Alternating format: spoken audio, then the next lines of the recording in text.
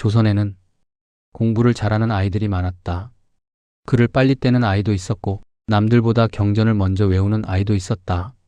하지만 어른들이 두려워한 아이는 그리 많지 않았다. 이 이야기는 공부를 잘해서 칭찬받은 아이의 이야기가 아니다.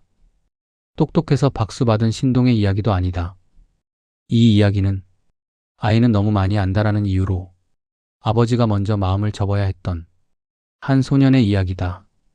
그 소년의 이름은 정약용이었다. 정약용이 태어난 해는 1762년 조선 영조 38년. 나라 안은 겉으로는 조용했지만 속으로는 이미 금이 가기 시작한 시기였다. 붕당은 깊어졌고 사람들은 말을 아꼈으며 똑똑한 사람일수록 눈에 띄지 않으려 애쓰던 시대였다.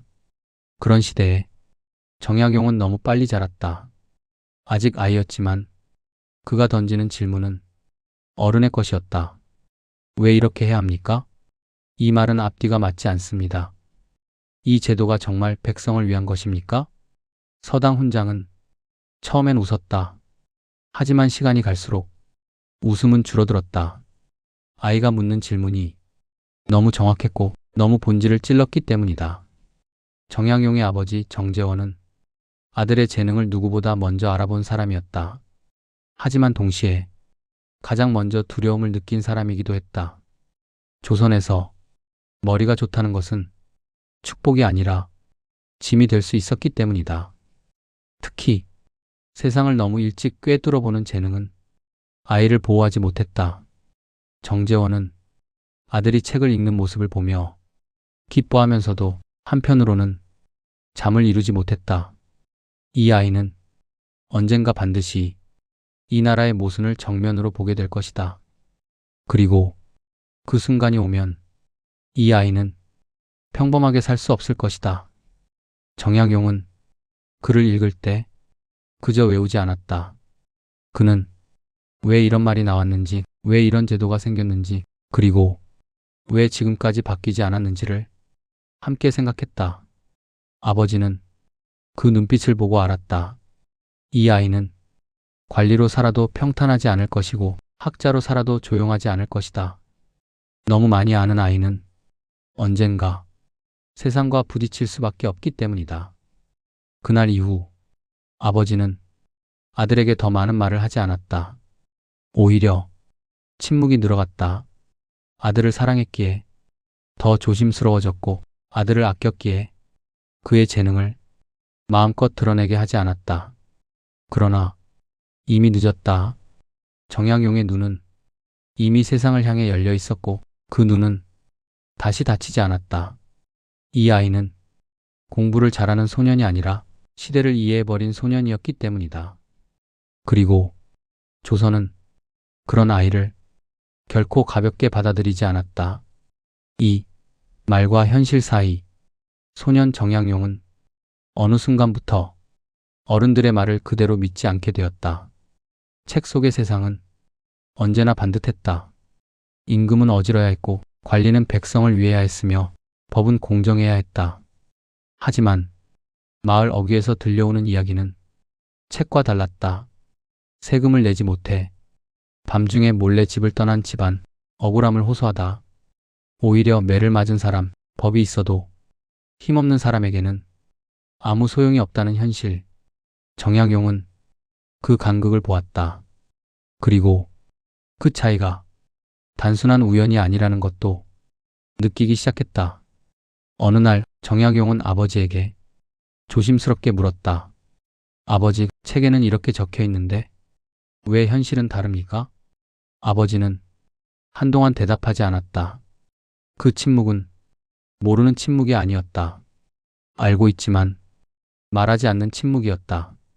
조선에서 아이에게 가장 먼저 가르쳐야 할 것은 정답이 아니라 언제 말을 해야 하고 언제 침묵해야 하는가였기 때문이다. 아버지는 아들의 눈을 보며 확신했다. 이 아이는 머지않아 말과 현실의 모순을 더 깊이 파고들 것이다. 그리고 그 순간부터 이 아이는 위험해질 것이다. 정약용은 사람을 관찰하기 시작했다. 말을 크게 하는 사람보다 말을 아끼는 사람이 더 오래 살아남는다는 것, 정의를 말하는 사람보다 줄을 잘 서는 사람이 더 편안해진다는 것. 그는 그 사실을 너무 이르게 깨달았다. 어른들은 아이에게 세상은 옳다고 가르쳤지만 실제로 세상을 움직이는 것은 말보다 관계였고 원칙보다 눈치였다. 정약용은 그 이중적인 구조를 그대로 받아들이지 않았다. 그는 왜 그래야 하는가를 끝까지 붙잡는 아이였다. 아버지는 그런 아들을 보며 점점 말수가 줄어갔다. 칭찬도 줄었고 훈계도 줄었다. 그 대신 조용히 아들의 앞길을 정리하려 했다. 눈에 띄지 않게, 튀지 않게, 가능하다면 조용히 살 수 있도록. 그러나 정약용은 이미 조용해질 수 없는 아이가 되어 있었다. 그의 질문은 점점 커졌고 그의 생각은 점점 멀리 갔다. 아버지는 알았다. 이 아이는 언젠가 이 나라의 구조 자체를 의심하게 될 것이라는 것을, 그리고 그 질문은 결코 안전하지 않다는 것을. 그날 이후 아버지는 아들에게 더 많은 답을 주지 않았다. 답을 주는 대신 침묵을 남겼다. 그 침묵은 외면이 아니라 보호였다. 그러나 아버지의 침묵이 아들의 생각을 멈추게 하지는 못했다. 정약용은 이미 어른들의 세계가 말과 다르다는 사실을 알아버린 아이였기 때문이다. 그리고 한번 알게 된 진실은 다시 모르는 상태로 돌아갈 수 없었다. 3. 이 아이를 그냥 둘 수 없었습니다. 정약용이 눈에 띄기 시작한 것은 그가 일부러 나선 결과가 아니었다. 그는 조용히 있었지만 그의 생각이 조용하지 않았다. 서당에서 글을 읽을 때도, 토론을 할 때도 그는 늘 한 발 더 들어갔다. 문장을 외우는 데서 멈추지 않고 그 문장이 현실에서 어떻게 쓰이고 있는지를 끝까지 생각했다. 그 태도는 어른들을 불편하게 만들었다. 처음에는 똑똑한 아이였다. 하지만 곧 유난한 아이가 되었고 시간이 지나자 조심해야 할 아이가 되었다. 조선에서 유난은 곧 위험이었다.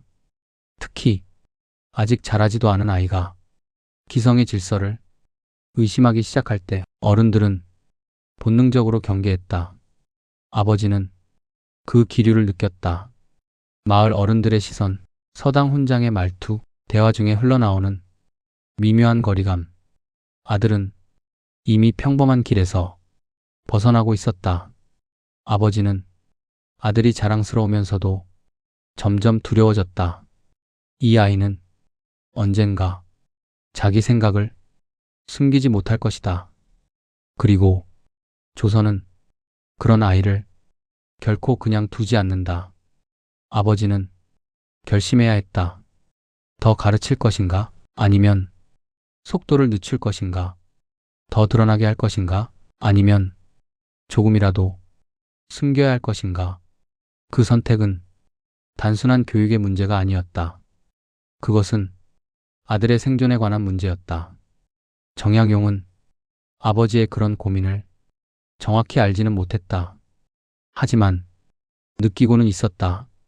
아버지가 자신을 바라보는 눈빛이 예전과 달라졌다는 것을, 기대와 자랑 사이에 두려움이 끼어들었다는 것을.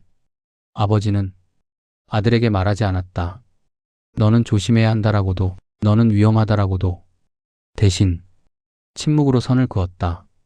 그러나 정약용은 이미 멈출 수 없는 지점에 와 있었다. 그의 머릿속에는 질문이 쌓이고 있었고 그 질문들은 언젠가 밖으로 나올 준비를 하고 있었다. 아버지는 알았다. 이 아이는 이 나라가 감당해야 할 아이라는 것을. 그리고 그 감당은 언젠가 값을 치르게 될 것이라는 것도. 이제 다음으로 자연스럽게 이어진다. 파트 4에서는 정약용이 처음으로 공식적인 자리에서 선을 넘는 순간, 그리고 아버지가 왜 완전히 등을 돌려 아들을 멀리 보내려 했는지를 이야기하게 된다. 4. 선을 넘은 날, 그날은 특별한 날이 아니었다. 큰 사건이 있었던 것도 아니고 왕 앞에 선 것도 아니었다. 하지만 정약용의 인생에서는 분명히 선을 넘은 날이었다. 서당에서 한 문장을 두고 아이들과 훈장이 이야기를 나누고 있었다. 훈장은 늘 그렇듯 경전을 기준으로 설명했고 아이들은 그 말을 그대로 받아 적었다. 그때 정약용이 손을 들었다. 그리고 조심스럽게 그러나 분명하게 말했다. 글에 적힌 말은 그렇습니다만 현실에서는 그렇게 되지 않습니다. 순간 방 안이 조용해졌다. 그 말은 틀린 말이 아니었다. 하지만 그 자리에선 해서는 안 되는 말이었다. 훈장은 잠시 정약용을 바라보았다. 그 눈빛에는 놀라움과 당혹감 그리고 불편함이 섞여 있었다. 그런 말은 나중에 해도 된다. 훈장은 부드럽게 넘기려 했다. 그러나 이미 늦었다. 정약용은 한 번 선을 넘은 사람이었다. 그날 이후 서당의 공기는 달라졌다. 정약용을 향한 시선은 더 이상 기특함이 아니었다. 사람들은 그를 조용히 떼어놓기 시작했다. 같이 앉던 아이들이 조금씩 거리를 두었고 훈장은 질문을 받지 않으려 서둘러 수업을 끝냈다. 정약용은 처음으로 느꼈다. 옳은 말이 항상 환영받지는 않는다는 것을. 아버지는 그 소문을 아주 빠르게 들었다. 직접 보지 않아도 알 수 있었다. 이 아이가 무엇을 말했는지, 어떤 분위기가 되었는지.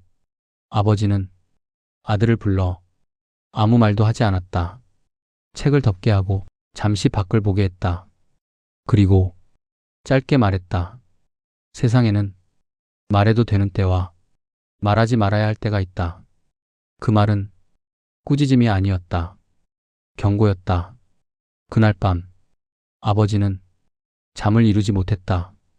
이제는 확실해졌기 때문이다. 이 아이는 더 이상 집안에서만 키울 수 있는 아이가 아니다. 그리고 집안에 두면 오히려 더 위험해질 아이라는 것도 아버지는 결심했다. 이 아이를 조금 더 큰 세상으로 보내야 한다. 멀리 보내. 덜 드러나게 하고 더 크게 자라기 전에 숨을 고르게 해야 한다. 그것이 아버지가 선택할 수 있는 유일한 보호였다. 정약용은 그 결심의 의미를 아직 다 알지 못했다. 하지만 자신의 말 한마디가 세상을 조금 흔들었다는 사실만은 분명히 느끼고 있었다. 그리고 그날 이후 그의 삶은 조금씩 되돌릴 수 없는 방향으로 움직이기 시작했다. 이제 흐름상 다음은 핵심이다. 파트 5에서는 정약용이 집을 떠나 더 넓은 세계와 마주하고 재능이 드러나는 순간 어떤 대가가 따르는지가 본격적으로 나온다. 5. 집을 떠난다는 것의 의미. 집을 떠난다는 것은 단순히 거리를 옮기는 일이 아니었다. 정약용에게 그것은 보호막 하나가 조용히 거쳐지는 일이었다. 아버지는 아들을 불러 앉혀 길게 설명하지 않았다. 오히려 짧게 그리고 담담하게 말했다. 밖으로 나가 보거라. 그 말 속에는 기대도 있었고 불안도 있었으며 무엇보다 각오가 담겨 있었다. 집을 나선 정약용은 처음으로 자신이 얼마나 작은지 느꼈다. 서당 안에서는 질문이 힘이 되었지만 밖에서는 질문이 짐이 되기도 했다. 사람들은 그의 똑똑함을 금세 알아봤다. 글을 읽는 속도, 맥락을 짚는 정확함, 말을 정리하는 방식. 그러나 그 재능은 곧바로 칭찬으로 이어지지 않았다. 사람들은 먼저 웃었고 그 다음에는 서로 눈치를 보았다. 이 아이 조금 위험하지 않나? 정약용은 그 시선을 느꼈다. 재능이 있다는 이유로 사람들이 가까이 오는 것이 아니라 재능이 있다는 이유로 거리를 두는 순간을 그는 처음으로 알게 되었다. 뛰어나다는 것은 언제나 환영받지 않는다는 사실을. 특히 시대보다 앞서는 재능은 칭찬보다 경계부터 받는다는 것을 아버지는 멀리서 아들의 소식을 들었다. 잘한다는 말과 함께 조금 유별나다는 말도 함께 들려왔다. 그 말을 들을 때마다 아버지는 가슴이 철렁 내려앉았다. 그가 가장 두려워했던 말이 바로 그 말이었기 때문이다. 유별나다. 조선에서 그 말은 절대 가벼운 말이 아니었다. 정약용은 집을 떠나며 한 가지를 더 배웠다. 사람들은 능력을 보는 것이 아니라 자기에게 안전한 사람인가를 먼저 본다는 사실을, 그리고 그 판단은 재능과는 아무 상관이 없다는 것도. 그는 조금씩 말을 아끼기 시작했다. 질문을 삼키고 생각을 속으로 정리했다. 그 변화는 성장이었지만 동시에 슬픔이기도 했다. 아버지는 알았다. 이 아이는 이미 한 단계를 넘어섰다는 것을. 세상을 아는 아이에서 세상에 맞춰 자신을 조정해야 하는 아이로, 그 조정이 언젠가 다시 폭발할지도 모른다는 것을 아버지는 너무 잘 알고 있었다. 그러나 지금은 버티게 하는 수밖에 없었다. 정약용은 그렇게 집을 떠났고 조금씩 자신을 접는 법을 배웠다. 하지만 그 안에서 질문은 사라지지 않았다. 그 질문들은 언젠가 다시 세상 앞으로 나올 준비를 하고 있었다. 이제 다음은 결정적인 고비다. 파트 6에서는 정약용이 재능을 숨긴 채 살아갈 수는 없다는 사실을 완전히 깨닫게 되는 사건이 나온다. 6. 숨겨도 드러나는 것. 정약용은 한동안 자신을 숨기며 지냈다. 말을 줄였고 생각을 늦췄으며 굳이 앞서 나서지 않았다. 그렇게 하면 조용히 살 수 있을 거라 믿었다. 하지만 재능은 숨긴다고 사라지지 않았다. 어느 자리에서였는지는 정확히 기록되지 않았다. 다만 사람들 사이에서 이야기만 남았다. 그 아이가 한마디 했는데 분위기가 바뀌었다. 복잡하게 얽힌 문제를 짧은 말로 정리했고 어른들이 몇 시간 동안 논쟁하던 지점을 한 문장으로 꿰뚫었다고 했다. 정약용은 그저 생각한 것을 말했을 뿐이었다. 그러나 그 말은 너무 정확했고 너무 빨랐다. 그날 이후 사람들은 다시 그를 보기 시작했다. 이번에는 칭찬이 아니었다. 관심이었다. 관심은 칭찬보다 위험했다. 칭찬은 금세 잊히지만 관심은 기억에 남기 때문이다. 누군가는 그를 가까이 하려 했고 누군가는 그를 경계했다. 그리고 그 사이 어딘가에서 정약용의 이름이 조용히 오르내리기 시작했다. 아버지는 그 소식을 들었을 때 아무 말도 하지 않았다. 이미 예상하고 있었기 때문이다. 아무리 숨겨도 이 아이는 언젠가 드러날 수밖에 없다는 것을. 아버지는 그날 밤 오래 앉아 있었다. 책을 펼치지도 않았고 불을 끄지도 않았다. 그저 생각만 했다. 이 아이를 어디까지 보내야 하는가. 정약용은 처음으로 분명히 느꼈다. 자신이 선택의 기로에 서 있다는 것을. 계속 숨을 것인가? 아니면 자신의 생각을 끝까지 밀고 나갈 것인가? 그 선택은 앞날을 바꾸는 선택이었다. 편안함을 택하면 조용히 살 수 있고 진실을 택하면 반드시 대가를 치러야 한다. 정약용은 그 사실을 너무 일찍 알았다. 그날 이후 그는 더 이상 완전히 숨지 않았다. 대신 필요한 순간에만 말을 꺼냈다. 그리고 그 말은 언제나 사람들의 귀에 남았다. 그는 이제 그냥 똑똑한 소년이 아니었다. 시대가 주목하기 시작한 소년이었다. 그리고 아버지가 가장 두려워하던 그 순간이 조용히 다가오고 있었다. 7. 선택의 대가. 정약용은 어느 순간부터 자신이 더 이상 보호받고 있지 않다는 것을 느끼기 시작했다. 사람들의 말투가 달라졌고 질문을 던지는 방식도 달라졌다. 이제는 그를 가르치려는 질문이 아니라 시험하려는 질문이 날아왔다. 그렇다면 자네 생각은 어떤가? 그 말에는 근거가 있는가? 이 질문들은 호기심이 아니라 확인이었다.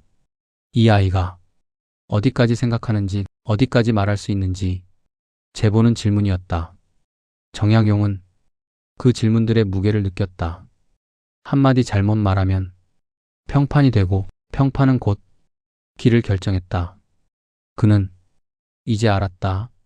어른들의 세계에서 말은 의견이 아니라 입장이라는 것을.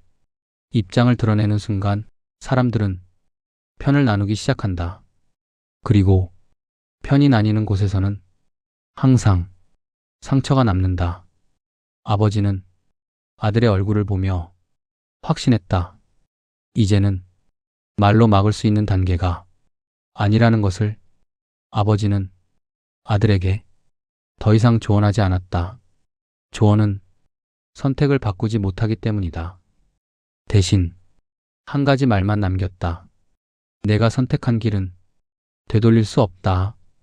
그 말은 허락도 금지도 아니었다. 각오를 묻는 말이었다. 정약용은 그날 처음으로 자신의 재능이 짐이 될 수 있다는 사실을 정면으로 마주했다. 그러나 그는 물러서지 않았다. 그는 편안한 침묵보다 불편한 진실을 택했다.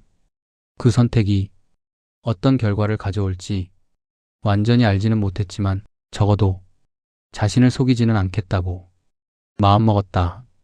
그 순간 정약용은 소년에서 시대로 들어섰다. 더 이상 배우는 입장이 아니라 세상에 자신의 생각을 놓아야 하는 사람이 되었다. 그리고 그와 동시에 그를 보호하던 것들은 하나둘 떨어져 나가기 시작했다. 아버지는 그 모습을 보며 아무 말도 하지 않았다. 말을 보태는 순간 아들의 선택을 가볍게 만들 수 있었기 때문이다. 정약용은 이미 알고 있었다. 이 길의 끝에는 영광이 아니라 대가가 기다리고 있다는 것을. 그러나 그 대가를 치르지 않고는 자신이 가진 생각을 끝까지 밀어붙일 수 없다는 것도 함께 알고 있었다. 그렇게 그는 돌아갈 수 없는 지점에 발을 들였다. 이제 마지막으로 이어진다. 파트 8에서는 소년 정약용의 시절이 끝나고 아버지가 끝내 두려워했던 미래가 현실로 모습을 드러내기 시작한다. 8. 아버지가 끝내 두려워했던 미래. 아버지가 두려워했던 것은 아들이 실패하는 모습이 아니었다. 굶주리거나 좌절하거나 세상에 밀려 사라지는 모습도 아니었다. 아버지가 가장 두려워했던 것은 이 아이가 끝까지 자기 생각을 포기하지 않는 미래였다. 조선에서 그런 사람은 결코 편안하게 살 수 없었기 때문이다. 정약용은 이제 더 이상 소년이 아니었다. 그의 눈은 현실을 보았고 그의 생각은 이미 제도의 바깥으로 나가 있었다.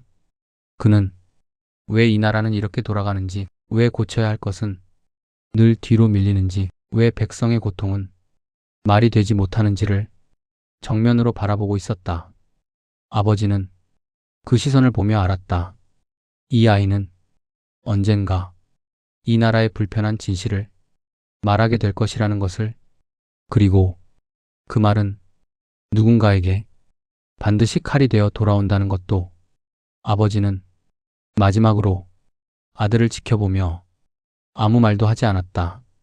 말을 얻는 순간 이 아이의 길을 자신이 결정해버리는 것이기 때문이다.